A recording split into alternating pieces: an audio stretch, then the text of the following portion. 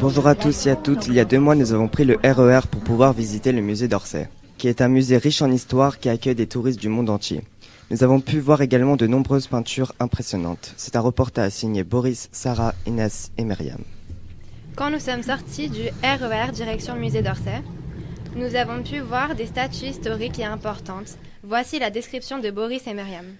Donc on peut voir une grande statue qui est intitulée Alexandre Schoennewerk, qui a été fait à Paris en 1820 et fini en 1885 à Paris. Elle représente l'Europe qui est fonte de Vorus, commandée en 1877 pour la terrasse du premier palais du Trocadéro, et elle est de Paris à 1878. Voilà.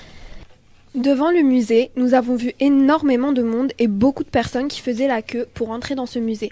Nous avons eu la chance de pouvoir interviewer des touristes anglais qui apprécient le contenu d'Orsay. Oh, it's wonderful. Yes. Yes. And what do you have visited? Have I been there before? Yes. Yes, several years ago. And so today we came back to see everything. Yeah, just to see everything. So it's wonderful. Do you like the statues? Yes, absolutely. We actually like most of Everything, yeah. Yeah, he loves the Degas. That's beautiful, but Monet, of everything. Course, Yes, Renoir. yes.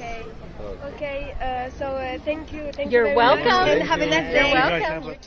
Quand nous sommes rentrés dans ce magnifique musée qui fut une gare auparavant, nous avons constaté que sa structure est impressionnante, comme le disaient Boris et Myriam. Nous entrons actuellement dans le musée pour voir les différentes statues et c'est vraiment très impressionnant parce que c'est vraiment très très grand. L'architecture est magnifique et c'est très bien structuré. J'ai eu la chance de pouvoir demander l'histoire du musée à un garde de sécurité qui nous a appris beaucoup de choses qu'on ignorait. Avant, ça a été une gare, vous savez ça? C'est pour ça que c'est marqué PO. Ici, ça veut dire Paris-Orléans. Et ça a failli être détruit. Il y avait 2 permis de détruire, de démolir, qui ont été cassés par un ministre de la Culture à l'époque de Georges Pompidou. Dans l'ennui, c'est que personne ne savait quoi en faire après. Et c'est Giscard d'Estaing qui a eu l'idée d'en faire un musée. Et c'est M. Mitterrand qui a débloqué les fonds pour qu'enfin ce soit fini. En 86. Voilà. Dans ce musée, nous avons vu des tableaux tous différents. Chaque tableau a sa propre histoire.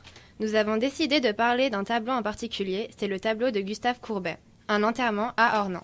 Myriam, nous avons pu voir différents tableaux, mais pourquoi avons-nous décidé de parler de celui-là ? Ce tableau a énormément de valeur, mais il est surtout très impressionnant. Et c'est pour ça que tout le monde fut choqué de ce tableau auparavant, car sa taille est plus grande que la taille des tableaux réservés au roi.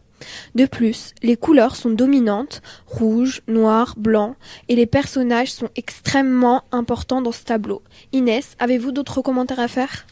De son vrai nom, tableau de figure humaine, historique d'un enterrement à Ornans, la toile de Courbet, de dimension exceptionnelle, est une galerie de portraits qui compte pas moins de 46 personnages.